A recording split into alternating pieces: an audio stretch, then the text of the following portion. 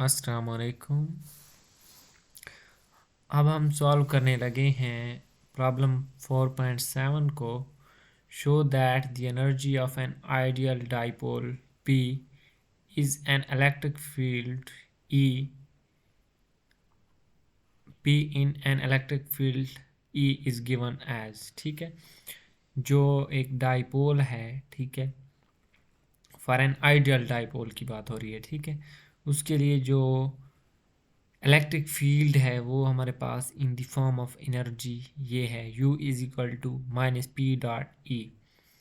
ठीक है, अब ये हमने स्टार्ट कहाँ से लेना है? एनर्जी। एनर्जी का पोर्शन हमने चैप्टर 2 में पढ़ा था, तो वहाँ से हमने स्टार्ट लेना है कि हमारे पास वर्क डन और या एनर्जी दो पॉइंट्स ए और बी हों। ठीक है, वहाँ पे चार्जेस प्लेस हों, तो हमने उसकी फाइंड कैसे करनी है। ठीक है, ये मैंने खोला हुआ है उसका portion F is equal to Q E, और ये सारा यहाँ से ये एनर्जी का फार्मूला हमने पढ़ा था। ठीक है, W is equal to A B F dot D L.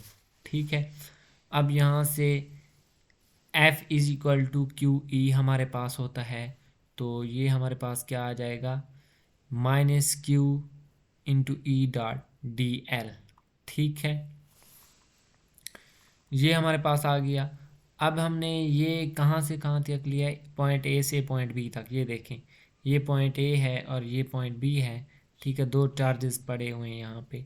हमने पॉइंट ए से पॉइंट बी तक, जो कि शो कर रहा है कि ये पाथ इंडिपेंडेंट भी है। ठीक है, independent of the path you take from A to B in mechanics, then we would call the electrostatic force conservative dividing through by Q we have। ठीक है, अब उसने क्या है, उस वर्क डन को Q से डिवाइड कर दिया है, कोई लंबी चौड़ी बात नहीं है इसमें। अब ये पॉइंट है in particular, if you want to bring Q from far away and stick it at point R। ठीक है, अगर हम इन्फिनिटी रेफरेंस पॉइंट लें और ठीक है, और Q को कहाँ पे स्टिक करें? पॉइंट R पे, तो हमारे पास वर्क डन और एनर्जी कुछ इस तरह से आ जाएगी, Q into V of R minus V of infinity. जो इन्फिनिटी से पोटेंशियल होता है वो ज़ीरो हो जाएगा, तो वो हमारे पास सिंपली क्या आ जाएगा? Energy Q into V of R. ठीक है,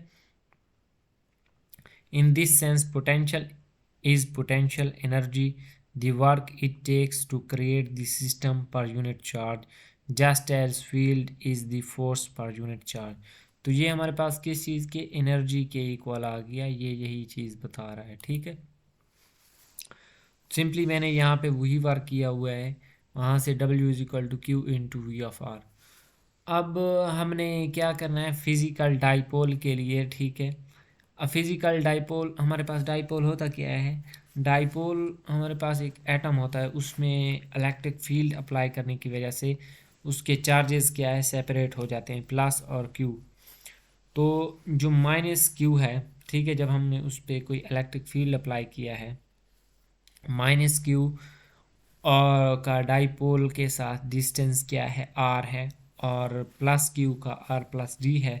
तो हम इस इक्वेशन को क्या अरेंज करके अगेन लिख सकते हैं, एनर्जी किस चीज़ के? Q into V. ठीक है, क्यू दोनों के साथ मल्टीप्लाई कर दें या कॉमन ले लें, V of R plus D, ये है प्लस क्यू के लिए, और माइनस क्यू के लिए है वी ऑफ आर। तो ये, अब ये चीज़ हम क्या है, ये पोटेंशियल है, और पोटेंशियल का फार्मूला हमने थर्ड चैप्टर बल्कि सेकंड चैप्टर में ही हमने पढ़ा था। तो वो हमारे पास पोटेंशियल कैलकुलेट करने के लिए ई डॉट डी एल वाला फार्मूला यूज़ करते हैं, और उसको यूज़ करते हुए ये आ जाएगा हमारे पास माइनस आर से integral of E dot D L R से आर प्लस डी तक। ठीक है, हमने उसको क्या इंटीग्रेट करना होगा। अब ये हमारे पास while for an ideal dipole integration reduces to E dot D. अगर हमारे पास कोई आइडियल डाइपोल होगा, ठीक है, ये तो थी फिजिकल डाइपोल के लिए बात। अगर हमारे पास डाइपोल आइडियल होगा, तो ये ई डॉट डी, ये ई और डी दोनों हमारे पास क्या है? वेक्टर फॉर्म में आएंगे। यहाँ पे मैंने कोई हैट वगैरह नहीं लगाई हुई। तो हमारे पास एनर्जी क्या बन जाएगी, energy U is equal to minus Q into E dot D. अब हमें पता है क्यू डी वो हमारे पास क्या चीज़ होता है, डाइपोल मोमेंट पी, और ई के साथ उसका क्या है, डॉट प्रोडक्ट। तो हमने यही चीज़ प्रूव करनी थी। ये है फॉर एन आइडियल डाइपोल, ठीक है। फिजिकल डाइपोल के लिए वो अलहदा फार्मूला बनता है और वो अलहदा चीज़ है, ठीक है। तो अगर आप मेरे चैनल पे न्यू हैं तो चैनल को सब्सक्राइब कर लीजिएगा। मिलते हैं नेक्स्ट वीडियो में इंशाल्लाह। अल्लाह हाफिज़।